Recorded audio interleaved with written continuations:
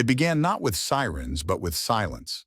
A receptionist at a lakeside resort stood behind the front desk waiting for a checkout that never came. The room had been due to clear by morning. Guests from the previous night's wedding had already trickled out, carrying remnants of champagne and floral centerpieces, all except for the occupants of room 237. The resort had seen its share of late risers, but this was different. The room remained unnervingly quiet. No rustling, no movement. The "Do Not Disturb" sign hung stiffly from the knob, unmoved since the night before. Housekeeping had knocked twice. No answer. By midday, the front desk placed a call to local authorities for a welfare check. Standard procedure. A precaution, they said. When deputies from the Door County Sheriff's Office arrived, they found the room locked from the inside. A manager produced a spare key, but even after entry, something felt off. The air was stale, unnaturally still, as if time had ceased to exist past a certain hour. Then came the unmistakable chill. On the bed lay the body of a young woman, unmoving, pale, visibly pregnant. Her skin bore the faint hue of early-stage lividity. No overt wounds, no blood, no broken glass or scattered furniture, no evidence of struggle, just the quiet finality of death. The woman was identified as Alicia Bromfield, 21 years old. She had checked in with a man, a coworker, the registry showed. He was not at the scene.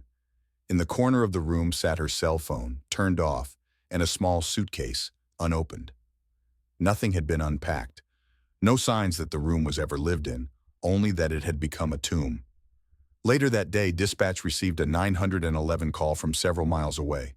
A man's voice, thick with panic and choked restraint, confessed, "I did something horrible. I didn't mean to. I killed her."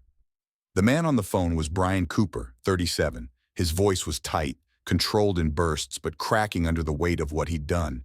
He didn't attempt to flee. He didn't offer excuses. He only wanted it to end. But this wasn't the end.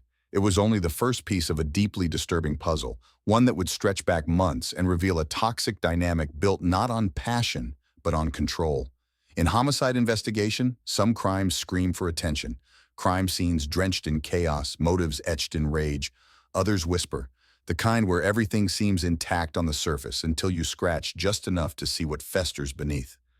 Alicia's murder was the latter. Her body bore no obvious signs of trauma beyond faint bruising along her neck, subtle but definitive. There were no defensive wounds, suggesting no prolonged struggle, nothing to indicate she had seen death coming. A medical examiner would later confirm manual strangulation as the cause of death. She was 21 weeks pregnant. The fetus did not survive. What unnerved investigators wasn't only the brutality but the precision, the calculated stillness of the scene. The absence of a mess belied the horror of what had transpired. At the core of it all was a single question. Why was she here, with him? In the hours that followed, authorities began unraveling the timeline. Surveillance footage confirmed that Alicia and Brian had checked into the resort together 2 days earlier to attend the wedding of Brian's sister. Footage captured them returning to their room late at night. After that, nothing. The phone records revealed her last outgoing message, sent just after midnight. "I'll be fine. Love you, Mom. See you tomorrow." It would be the last message she ever sent. Her mother would later say she had a bad feeling that night, that she almost called her back, but didn't want to bother her during the wedding weekend. A small decision, one that would haunt her for years. At this point in the investigation, there were no public accusations, no names in the media. But internally, law enforcement had already begun building a picture. This wasn't a random act. There were no signs of forced entry, no involvement of third parties. The suspect had been in plain sight, and yet something still didn't fit. Brian Cooper's confession lacked the rage that often accompanies a crime of passion. He didn't sound angry. He sounded broken, as if this had been building for a long time, waiting for one last rejection, one final moment of refusal. Alicia had worked under Cooper at a Home Depot store several hours south. She had reportedly ended a complicated dynamic months prior, yet somehow ended up sharing a hotel room with him. When investigators reviewed her text messages from the weeks before her death, a different story emerged, one less about love and more about obligation. "He said if I don't go, he'll make things bad for me at work," one message read. What they were uncovering was not just a murder, but a pattern, one of manipulation, coercion, and systemic failure, a predator cloaked in professionalism, a young woman trying to escape the grip of someone who didn't love her but wanted to possess her. Behind every controlled exhale of Brian Cooper on that 911 call was a long history of ignored warnings, a series of subtle red flags buried in texts, in conversations, in missed chances to intervene. Room 237 would eventually be cleaned and booked again. Guests would come and go, unaware of the quiet nightmare that once settled into its walls. But to those who touched the case, and those who loved Alicia, it became a symbol. A reminder of how easily evil can wear a friendly face, how threats don't always arrive with knives, but sometimes with flowers, promises, and invitations to weddings. This was not just about one night. It was about everything that led to it. And the question that loomed largest wasn't how she died, but why no one stopped it. In every homicide investigation, the deeper you search into a victim's life, the more you learn about the moments that led them to their end. These aren't always marked by violence or chaos. More often, they are insidious. A slow erosion of autonomy, dignity, and security. For Alicia Bromfield, the path to her final night was paved not by a single event, but a series of small concessions, subtle manipulations, and ignored discomforts that would eventually collapse into something irreversible. Alicia was not just a name on a report or a statistic in a grim data set. She was a daughter, a friend, a soon-to-be mother. She had dreams that stretched far beyond the retail aisle where she spent most of her days. She had enrolled in college courses, held ambitions of becoming an event planner, and often spoke of starting her own business one day. Friends described her as nurturing, resilient, someone who wore responsibility like a second skin, but rarely let on when it became too heavy. In her mother's words, she was the calm in any storm. But beneath the quiet strength, Alicia was also navigating something no one truly understood until it was too late. She had worked at a major hardware chain for over 2 years, building experience and saving money for her baby's arrival. At that store, she developed a complicated relationship with a senior employee, a man more than a decade older. While on paper he was her supervisor, the boundaries of their dynamic became increasingly blurred. He helped her pick up shifts, covered her schedule during medical appointments, and gave the impression, at least to some, that he was simply looking out for her. To others, the attention was excessive, invasive even. Co-workers recalled how he would appear whenever she was on break, linger near her station, offer unsolicited rides home, and show visible irritation if she talked to male customers too long. At first, Alicia brushed it off.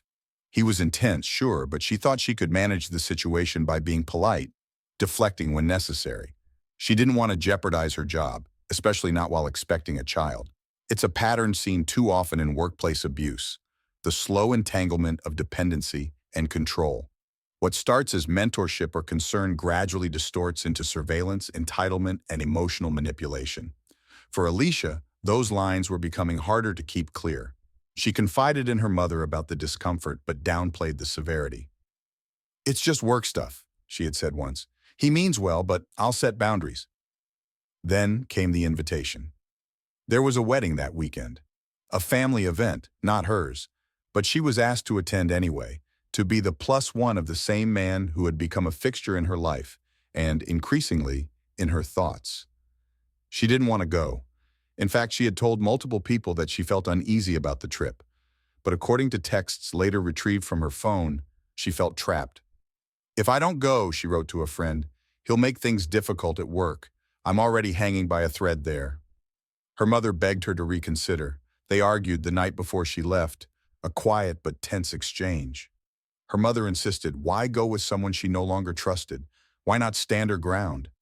But Alicia, ever protective, ever composed, told her not to worry. "I'll be fine. I just need to get through the weekend." It was a phrase that echoed with unintended finality. Witnesses at the wedding would later confirm that Alicia had remained polite, composed, but withdrawn. She avoided long conversations, stayed close to the periphery. She didn't drink. She barely danced. At one point, a guest approached her and made a light-hearted comment about being the quiet one of the night. Alicia smiled faintly, then turned away. Surveillance footage captured from the reception hall showed her laughing briefly with a cousin of the groom before being summoned by her companion. There was no scene, no confrontation. But in frame after frame, she appeared increasingly isolated, not physically but emotionally, like someone enduring something rather than enjoying it. No one at the wedding had reason to suspect what would unfold hours later. But for those who later reviewed the footage, read the texts, and reconstructed the hours of that night, the signs were chillingly clear. This wasn't a trip, it was a calculation. A scenario Alicia believed she could manage, control, survive. She never checked out of that room. What becomes evident in cases like these is not just the failure of a single moment, but the failure of a system that normalizes subtle coercion. Alicia didn't vanish because she trusted blindly, but because she tried to navigate a minefield with grace and restraint. She minimized her own discomfort, likely thinking she could outlast it. That is what many victims do. They rationalize, compromise, endure until endurance is no longer enough. From a behavioral analysis perspective, her actions follow the tragic arc of many who encounter intimate intruders, individuals who gradually infiltrate a victim's life under the guise of affection or support, only to reveal more sinister intentions when rejected. These are not strangers in the dark. They are familiar faces, colleagues, sometimes friends. The kind of threat that doesn't knock down doors but stands politely at them. It's also important to recognize that Alicia had taken steps. She had distanced herself emotionally, ended whatever undefined relationship had existed, and begun making plans for her future as a single mother. She had started over, but the past, in the form of a man who couldn't accept that ending, followed. And still, she went.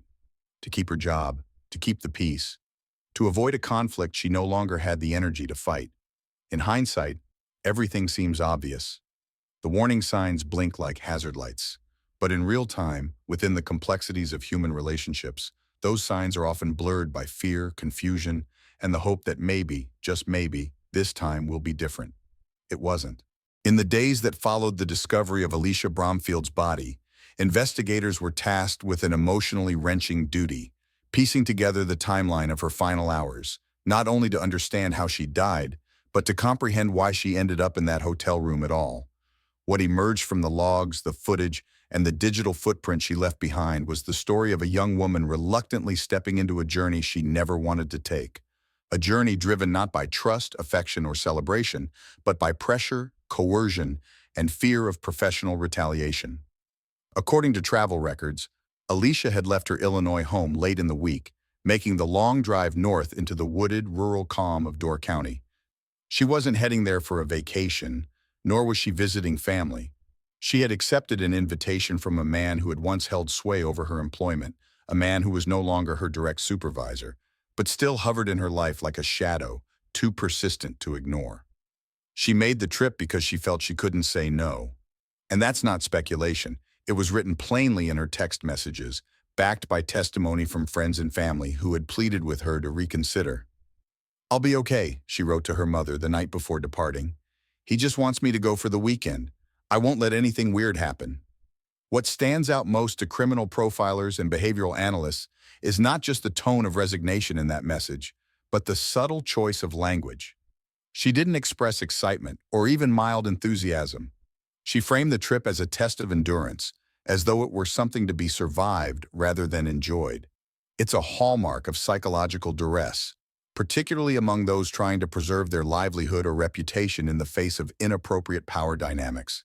The drive to Door County, nestled between pine-lined highways and coastal inlets, is a quiet one, scenic, secluded. To outsiders, it's the picture of calm Americana, pristine lake views, mom-and-pop diners, small-town familiarity.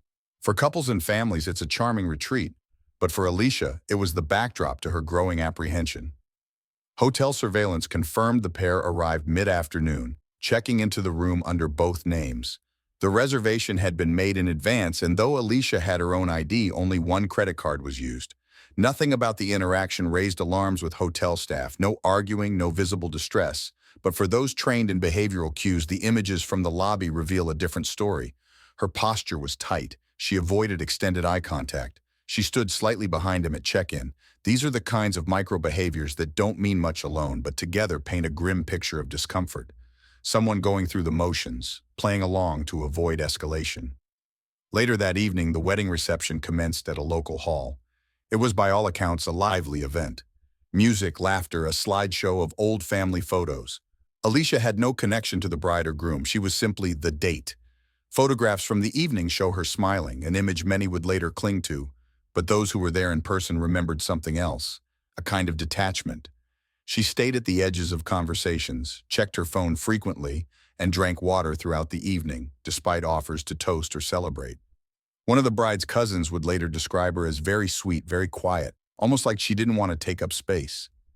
At one point, a child bumped into her while dancing. She laughed, crouched down, and helped him tie his shoe. It was the most animated anyone saw her all night. That moment, one small act of kindness, would linger with witnesses long after, because it captured who she was, gentle, present, even when likely wishing she were elsewhere. What law enforcement found critical in this phase of the investigation was the lack of clear conflict. No witnesses reported tension between the pair. No raised voices, no visible signs of stress. This created a challenge. Absent any immediate outburst, how could investigators pinpoint when things shifted? The answer, as is often the case, lay in digital evidence. Text message metadata showed that Alicia remained active on her phone throughout the evening, but by shortly after 1 a.m., activity dropped off. Her final message sent to a friend was simple. "Back in the room, gonna sleep, call you tomorrow." It would be the last message she ever sent. No one saw her again after that. No one but the person who left that hotel room hours later, alone. By morning, the hotel room remained unnervingly still. Checkout time passed. Housekeeping knocked, no reply. At 1:42 p.m., resort staff contacted law enforcement for a welfare check. Deputies arrived less than 30 minutes later. The door was locked from the inside. Once breached, the scene was quiet. Too quiet. No evidence of a struggle. The bed was made on one side, the other occupied by the still form of a woman whose life had been stolen without warning, without fight. To those first on the scene, it was the lack of violence that felt most violent. A woman, visibly pregnant, lay lifeless, her phone silent, her suitcase untouched. The medical examiner would later confirm there were no defensive wounds, no forced entry, no use of weapons. The cause of death, manual strangulation, slow, personal, intimate. What investigators were seeing was not a random act, not a spontaneous loss of control. It was something else entirely, a convergence of emotional manipulation, entitlement, and an inability to let go. A pattern not born in that room but cultivated long before it. And that raised the most pressing question. If there had been signs before, who had seen them? The third floor of the hotel had an unnatural stillness that morning. While the rest of the building hummed with the sounds of checkout carts and murmuring guests drifting out from their weekend weddings and wine tastings, room 237 remained untouched. Its curtains stayed drawn, the hallway outside quiet. No one entered and no one left. The resort staff had noticed. These were not people unfamiliar with late risers or disheveled rooms, but something about this one was different. The guests scheduled to check out hadn't answered calls, and the cleaning crew, after 2 knocks and a short wait, returned to the front desk with concern on their faces. It wasn't just the silence. It was the way silence lingered, like it didn't belong. At 1:42 p.m., a welfare call was placed to local law enforcement. Within 40 minutes, 2 deputies from the Door County Sheriff's Office arrived on scene. One stood in the hallway, while the other coordinated with the hotel manager, who produced a master keycard to gain access to the locked room. When the door opened, what they stepped into wasn't a crime scene in the traditional sense. There was no broken furniture, no blood spatter, no shattered glass, no overturned objects or panicked scrawls of a final message. Instead, the room was preserved in eerie order. To investigators with experience in domestic violence-related homicides, this is not uncommon. When violence stems from a place of familiarity or obsession, the aftermath is often disturbingly neat, controlled, calculated. What shocked the deputies wasn't what was destroyed, but what was left untouched. One bed was unrumpled. The bathroom door stood ajar. Steam residue still faint on the mirror. A single overnight bag sat unopened near the closet. On the nightstand, a phone with a blank screen and a charger that had fallen slightly out of reach. The television remained off. And there on the bed, on her back, her hands resting just beside her abdomen, was a young woman, lifeless. It was immediately apparent she was pregnant. Her body lay in a posture that almost resembled sleep, if not for the pale hue to her skin and the absence of breath. There were no ropes, no gag, no signs of a prolonged fight. But when the deputies moved closer, they noticed something more subtle and far more telling. The faint red bruising across her neck. Not dramatic, not swollen, just enough to suggest pressure. pressure applied with intent. Medical professionals would later confirm what those marks suggested: manual strangulation. It was not fast, it was not spontaneous, and it required time. Time in which she was conscious. Time in which the person committing the act maintained eye contact. There's a clinical coldness to the facts of such deaths, but for investigators, those facts speak volumes. This was personal. The room was secured, the corridor blocked off. Forensics began their meticulous sweep, photographing the scene, bagging every object touched or left behind. Swabs were taken, fibers examined. Even the air seemed under scrutiny, as though it might confess what the walls would not. The body was transported to the coroner's office by mid-afternoon. The fetus did not survive. A dual autopsy was ordered, a standard but haunting procedure. In the days that followed, coroners would detail every contusion, every faint scrape, the trajectory of bruises that, taken together, painted a clear and horrifying picture of asphyxiation by human hands. But for detectives, the real work had just begun. Room 237 was not random. The victim, later confirmed as Alicia Bromfield, had checked in willingly. There were no signs of forced entry, no signs of an intruder. The digital records at the front desk showed her name next to another, an adult male who had also been listed as a guest, and that man was missing. This raised immediate red flags, not accusations but points of necessary inquiry. Who had checked in with her? Who had left before the police arrived? Was there surveillance footage? Were there witnesses to any kind of altercation? Detectives requested the security footage from the lobby and hallway. The timestamp logs revealed a key piece of the puzzle. Around 2 a.m., the two guests were seen entering the room. Neither looked intoxicated. They weren't arguing. There was no visible resistance. They simply returned to the room, walked inside, and closed the door. Hours later, one person left. The exit was uneventful, almost too normal. A man exited quietly, carrying nothing. He walked toward the parking lot, disappeared from the camera's field of view, and never returned. At the time the footage was reviewed, this man had not been publicly identified. Internally, however, law enforcement had already initiated a search. His vehicle description matched that of a car later located several towns away, abandoned in a grocery store parking lot. Through registration and DMV records, they traced it back to one individual. That same afternoon, a call came through to dispatch. A man on the line admitted to being involved in a death. He sounded shaken, not unhinged. There was remorse in his voice, or perhaps resignation. He spoke without evasion, stating that something terrible had happened and that he was ready to be taken in. This is not uncommon in cases where the perpetrator knows the victim personally. Once the act is done, the gravity becomes impossible to outrun. Not all flee. Some call, some wait. Some confess not because of guilt, but because the reality of what they've done finally collides with the version of events they'd constructed in their mind. To a profiler, that difference is important. What matters here, however, is not just that a confession came, but that it confirmed what investigators had already begun to suspect. This was not a random attack. It wasn't about theft or revenge or even a heated argument. It was about possession, about what happens when someone believes another person is theirs to hold, to direct, to control. In interviews conducted over the following days, friends of Alicia would express devastation, but not surprise. They had warned her. They had urged her to say no to the trip. They had witnessed the strange dynamic from the sidelines, had seen the messages, the passive-aggressive comments, the sense that she was constantly being watched, even if no one could prove it. But like many victims of coercive control, Alicia had downplayed the danger. Not because she didn't feel it, but because she thought she could manage it.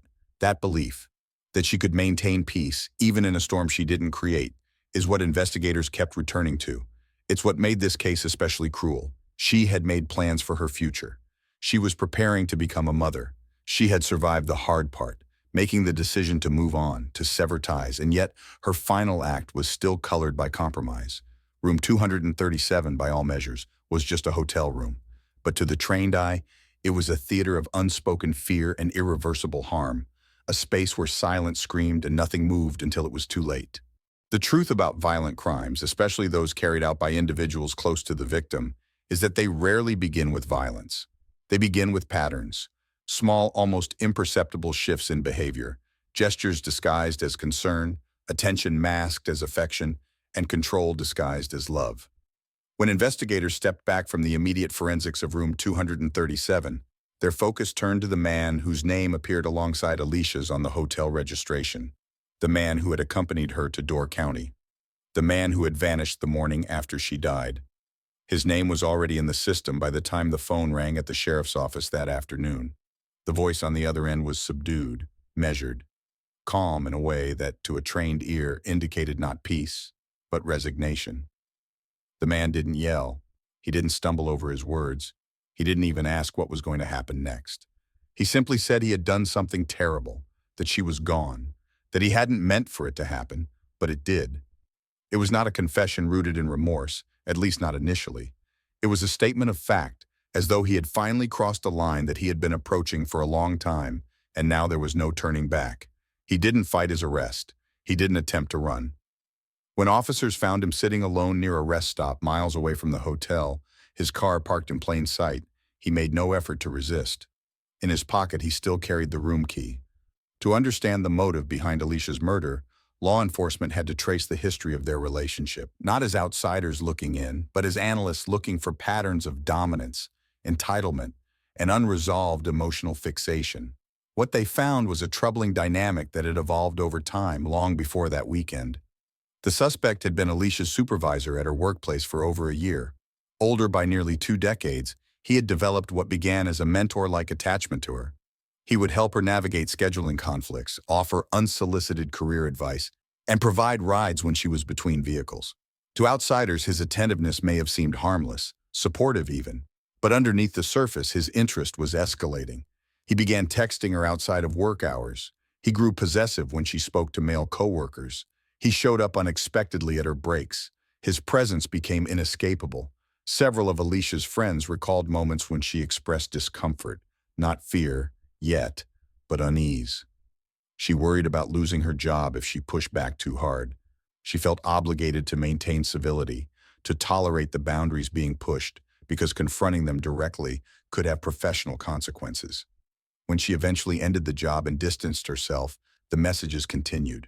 There were apologies, appeals, then guilt-laden declarations. "You're the only one who understands me. I just want to be in your life. I love you even if you don't love me back." The emotional leverage was relentless. This behavior, though not illegal in isolation, forms a psychological profile that law enforcement is all too familiar with, the pattern of coercive control. A dynamic where the abuser doesn't need to shout or strike, because their influence operates through guilt, dependency, and implied consequences. When a victim finally breaks free, physically or emotionally, their departure is often viewed by the abuser not as rejection, but as betrayal. And in the most extreme cases, that betrayal triggers lethal action. Forensic psychology refers to this threshold as the last resort moment, when the perpetrator, having exhausted all emotional tools of manipulation, resorts to irreversible violence to reclaim their sense of control. The tragedy, of course, is that the victim is often completely unaware they've reached that threshold until it's too late. In custody, the man maintained that he never intended for Alicia to die. He claimed they had talked that night, that they had discussed their history, and that emotions had overwhelmed him. He denied premeditation. But his recollection of the hours before her death was inconsistent, and when confronted with the physical evidence, the lack of struggle, the timing of her final text, the forensics confirming she had been killed in her sleepwear, his story began to unravel. He had stayed silent during the act. No signs of physical altercation, no defensive wounds, just the calculated, intimate violence of a man who felt entitled to love he was never given. And that, to investigators, said far more than any confession could. What disturbed even seasoned detectives was the realization that this wasn't an explosion of rage. It wasn't a sudden, uncontrollable burst of emotion. It was quiet. It was deliberate. He stayed in the room after she died, sat there, left hours later, disposed of nothing, hid nothing, as though it was never about covering up the crime, but about completing a story he had written in his own mind. A story in which, if she couldn't be his, she wouldn't belong to anyone. The deeper investigators dug, the more they uncovered messages from Alicia, some of which she had never sent. Drafts written in frustration, voicemails deleted before delivery, journal entries she kept on her phone where she tried to make sense of her situation, balancing her pregnancy, her independence, and the looming shadow of a man who refused to step away. She wasn't afraid for her life, not in the way most people think. She was afraid of conflict, afraid of escalation, afraid that saying no too firmly would result in retaliation, social, financial, emotional. And like many victims of emotional manipulation, she hoped politeness could be a shield, that keeping the peace could be enough. But predators don't respond to kindness. They misinterpret it, weaponize it, use it as proof that there's still a connection, still a chance. To them, silence is never a boundary, it's a delay. And in Alicia's case, the cost of that delay was fatal. In interviews conducted post-arrest, the man expressed what he called unbearable grief. He said he loved her, that he would have done anything for her, that he was lost now without her. But when asked why, if he loved her, he didn't simply walk away. His answer was telling. She didn't want me. That was the problem. She didn't want me anymore. Not, I made a mistake. Not, I didn't know what I was doing. But a lament rooted in rejection, ownership, control. It wasn't love, it was obsession. In every investigation, there comes a turning point when the intangible begins to take form, when the spaces between what people say and what they conceal start closing in. In the case of Alicia Bromfield, that point arrived not with a dramatic revelation or an eyewitness confession, but with what investigators came to call the silent evidence, the trail of overlooked cues, the digital residue, and the forensic whispers that together narrated a story far louder than words. The autopsy confirmed what investigators already suspected. Alicia had died from manual strangulation. There were no signs of resistance, no torn skin beneath her nails, no bruising on her forearms or hands. She hadn't fought back, not because she was weak or unaware, but because she was likely caught off guard, attacked in a moment of vulnerability, perhaps when she was preparing for sleep or already resting. The bruising along her neck was subtle, symmetric, and precise. The pathology report used the term controlled compression, a phrase that to trained professionals ruled out impulsivity. This wasn't rage, it was resolve. The time of death was estimated between 2:30 and 3:30 a.m., just a few hours after the couple had returned to their room. Security footage aligned with that window. Only one person exited after that. No one else entered. What remained was to connect the emotional motive to the physical act, and that bridge was built through digital forensics. Detectives retrieved both Alicia's phone and the device belonging to the suspect. The former, though powered off, retained a cached memory of her recent activity. Forensic techs were able to extract her final texts, scheduled alarms, and even unsent messages saved in her drafts. Among them were notes that read like internal monologues, some brief, some rambling, processing her anxiety about the trip. One simply said, "I wish I didn't have to go." There were screenshots of conversations with friends in which she expressed unease, including a thread where she wrote, "He's been better lately, but I still feel like I can't trust him. I'll just get through this weekend. It's not forever." That statement, now chilling in retrospect, reflected a mindset investigators found tragically familiar. A belief that by enduring discomfort, by placating someone else's emotions, she might avoid something worse. On the suspect's phone, the tone was markedly different. His messages to Alicia over the weeks prior to the trip grew in frequency and emotional volatility. Some expressed longing, others veered into guilt-tripping. The progression was stark, from affectionate to desperate, and eventually accusatory. One text read, "I've done everything for you. I just don't get why I'm not enough." It was that idea, not enough, that investigators saw repeated in his journal entries, emails, and even voice memos he recorded for himself. Each reinforced the same delusion, that Alicia had led him on, that she owed him something, that rejection was a personal injustice. Control, not companionship, was the driving force. This notion was further validated by the suspect's internet history. In the days leading up to the trip, his browser contained searches for "Can love make someone crazy?" "How to know if someone truly cares?" and chillingly, "How long does it take to lose consciousness by choking?" Each search on its own might have been explainable. Together, they formed a psychological profile. The veneer of accidental tragedy began to erode. But it wasn't just the digital data that painted the picture. Investigators revisited the hotel room, reanalyzing the scene with fresh eyes. No items had been removed. Nothing had been staged. That in itself was telling.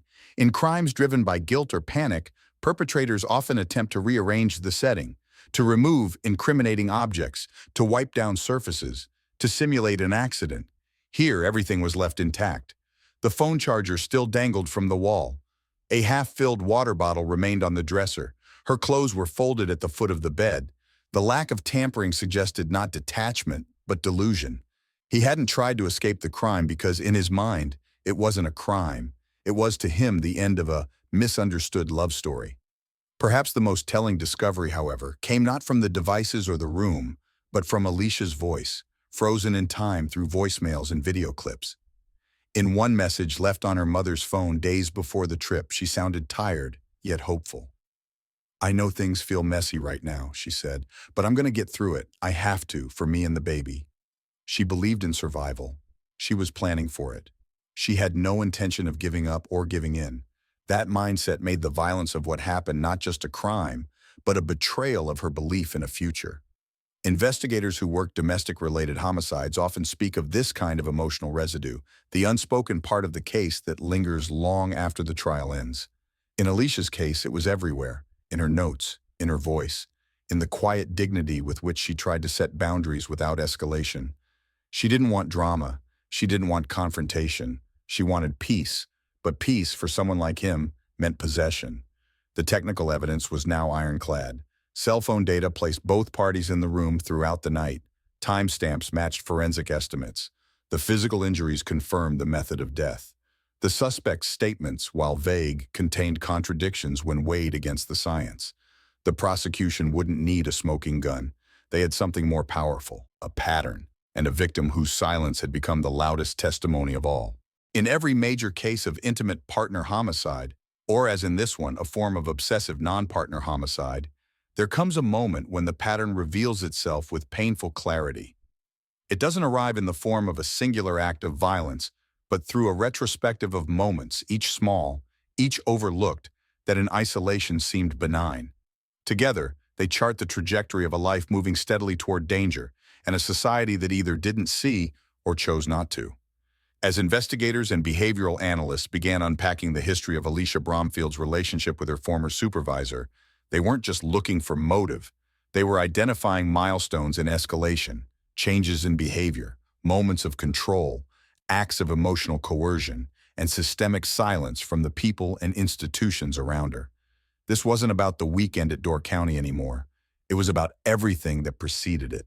The suspect, now formally charged and in custody, had a clean criminal record. No prior arrests, no history of violence, but criminal databases are limited in what they reveal. They only reflect consequences that were formally pursued. What remained hidden, until this investigation forced it into the light, were the social and psychological red flags, documented informally through text messages, co-worker complaints, and conversations between Alicia and those closest to her. Home Depot's internal documentation became a focal point. Interviews with co-workers revealed that several employees had witnessed uncomfortable interactions between the suspect and Alicia. One reported seeing him wait in the parking lot after shifts, watching from his car. Another recalled how he insisted on scheduling her work hours to match his own, even after she asked to be rotated elsewhere. A third said Alicia had confided in her about wanting to switch stores, but felt pressured to stay. There were no formal reports filed by Alicia, not because she wasn't afraid, but because she believed, like many in her position, that it wouldn't matter. That reporting would label her as difficult, or worse, result in retaliation. And the workplace culture, by all accounts, didn't prioritize intervention over convenience. The suspect was considered a reliable employee, quiet, committed. He brought results. He'd been there for years. No one wanted to challenge that. In reviewing her text history, investigators found multiple conversations where friends had urged Alicia to take action, to block his number, to tell someone in HR, to stop replying altogether. But time and again, she replied with variations of the same reasoning. It's not that simple. She didn't want to cause problems. She didn't want to escalate. She didn't want to be the reason someone lost their job. The pressure to just deal with it is common in coercive relationships, especially when tied to a professional imbalance. Victims are often taught, directly or indirectly, that their comfort is less important than avoiding conflict, and that any pushback will be interpreted as overreaction. The result is silence, a dangerous silence that predators rely on. As FBI profilers reviewed the case, they highlighted what they referred to as classic signs of coercive entrenchment. The suspect had embedded himself in her life through dependency. He was helpful, available, always close enough to monitor, never close enough to be accused outright. When Alicia distanced herself, he responded with intensified messaging, emotional manipulation, and guilt tactics that escalated in the weeks leading to the murder. The moment of transition from psychological control to physical violence, what experts call the conversion point, often happens after the abuser realizes they've lost narrative control. The victim no longer reacts, the threats lose power. That realization to the obsessed mind becomes intolerable. It doesn't always lead to murder, but in the most dangerous cases it does, because the abuser would rather destroy the object of their obsession than release it. The suspect's journal, recovered from his home after a search warrant, offered haunting insights into that descent. In one entry he wrote, "I gave her everything. She said she wanted space, but space is where lies grow." Another read, "If she won't let me be part of her life, she can't go start a new one without me." These weren't passing thoughts. They were rehearsals for justification. The final days before the trip to Door County were marked by several critical points of potential intervention. Alicia had messaged a friend saying she was worried, but didn't know how to get out of the trip. Her mother later recalled that she offered to call and cancel on Alicia's behalf, but Alicia declined, afraid of how it would look. The culture of second chances, the belief that one more conversation, one more peaceful moment could reset the dynamic, often gives abusers more time than they deserve. What made this case especially painful for the investigative team was how close she had come to being free. She had already cut ties, left the workplace, and begun preparing for single motherhood. She had re-enrolled in school. She had attended a parenting class just 2 weeks before.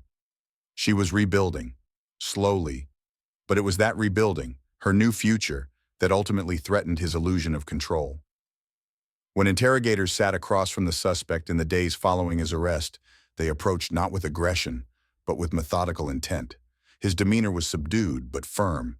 He never denied being in the room, never denied being alone with her, but he hesitated when describing the actual moment. He minimized, redirected. "We talked. She said some things. I got overwhelmed. I didn't know what I was doing." But that wasn't consistent with the evidence. The method of death, slow, calculated strangulation, requires minutes of sustained pressure. There is no accidental version of that act. And he stayed in the room afterward. That silence, the post-murder stillness, reinforced what profilers already suspected, that this wasn't a snap. It was a choice, one grounded in a warped sense of betrayal. When finally asked the question directly, "Why did you do it?" his response was a whisper, "She was leaving me behind." That sentence became the pivot point of the case, because in it, he confirmed what the timeline, the data, and the analysis had already proven. This wasn't about a fight. It wasn't about a moment. It was about control. Justice does not arrive with sirens or spectacle. It comes slowly, often dragging its weight through halls of bureaucracy, through months of preparation, through testimony soaked in grief. And even when it arrives, it rarely feels like enough. In the case of State versus Brian Cooper, justice came packaged in legal form, cold, procedural, methodical. But beneath the courtroom formality lives something raw, the voice of a mother speaking for the daughter who could no longer speak for herself. The trial began under intense scrutiny. Though not a nationally televised case, it had ignited debate across the Midwest about workplace harassment, the limits of institutional responsibility, and the devastating consequences of obsession disguised as affection. Media outlets picked up the story after court filings revealed disturbing details.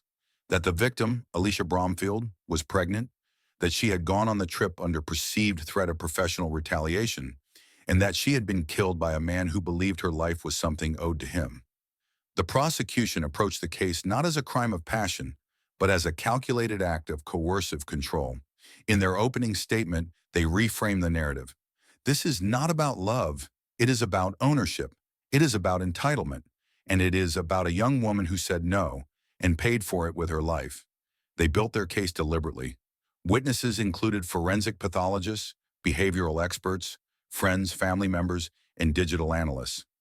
The medical examiner walked the jury through the slow process of manual strangulation, explaining how it requires time and intent. The digital forensics expert presented text message threads, browser histories, and geolocation data confirming that the suspect had been in the room at the time of death. But the most searing testimony came not from professionals, but from Alicia's mother. She described the phone call that never came, the last text, the weeks of watching her daughter try to build a new life while quietly managing the fear of an old one re-entering it. She described sitting in the courtroom, staring across at the man who had robbed her, not only of her daughter, but of her grandchild. Two lives extinguished in one room, in one night, by one man. The defense, for its part, attempted to frame the murder as unintentional, a spontaneous act in the heat of an emotional breakdown. They argued that the suspect had no violent history, that he suffered from emotional instability, that the pregnancy had triggered overwhelming feelings of abandonment. But the prosecution dismantled this with one word: premeditation. Through journal entries, internet search records, in the absence of panic at the scene, they argued that the suspect had planned not an escape, but a final confrontation. The calmness of the room, the presence of the untouched suitcase, the fact that no 911 call was made until hours after the murder, all pointed to a mind not in chaos, but in grim control. Throughout the proceedings, the suspect showed little visible emotion. He sat quietly, occasionally wiping his hands along the sides of his pants, sometimes looking down, sometimes staring blankly at the wall. It wasn't until the jury returned with its verdict, guilty on all counts, including first-degree intentional homicide and third-degree sexual assault of a corpse, that he finally looked up. Not in disbelief, but with a kind of empty acknowledgement, as if confirming what he already knew. He was sentenced to 2 consecutive life terms without the possibility of parole. But courtrooms don't heal, verdicts don't resurrect, and for the Bromfield family, the sentence marked not the end of grief, but the start of life without a future they had planned for. No first birthdays, no graduation parties, just the memory of a daughter who tried to leave quietly and respectfully, and was punished for doing so. In the months following the trial, the case sparked broader conversations about workplace safety and the long-ignored signs of coercive control. Alicia's mother began advocating publicly, not only for stronger policies within corporations, but for greater education around emotional abuse. She spoke at forums, schools, HR conventions, anywhere someone would listen. She didn't die because she wasn't strong, she said. She died because she was taught to be polite. Out of tragedy, a cause was born. Home Depot faced a separate civil lawsuit for failing to act on early warnings. Though the company denied wrongdoing, the appellate court ruled that a jury could reasonably find the corporation partially liable for failing to protect an employee from prolonged harassment. It marked a rare legal moment in which the line between personal behavior and institutional responsibility was challenged, and to a degree, redrawn. But for those closest to Alicia, no legal victory could restore what was lost. The silence of her absence lingered everywhere. In family photos, at holiday dinners, in the sound of her voicemail greeting, which her mother still refused to delete. Behavioral analysts who studied the case often returned to one haunting observation. The tragedy had not emerged from the shadows. It had stood in the open, waving red flags that were acknowledged but never addressed with the seriousness they required. And that, more than anything, was the indictment society had to face. This wasn't the story of a girl who trusted the wrong man. It was the story of a culture that encourages women to placate danger rather than confront it, that expects them to manage male fragility with grace, and that labels them difficult when they stop doing so. It was the story of how kindness became a weapon used against her. Alicia Bromfield should have come home. She should have become a mother. She should have been here to testify for herself. Instead, the burden fell to others, to her family, to her friends, to the investigators who rebuilt her last days from fragments, and to the court that confirmed, finally, what everyone already knew: she deserved better. Thank you for watching our video. Please subscribe, follow us, and leave a comment. It truly helps us keep bringing you gripping and thought-provoking true crime stories.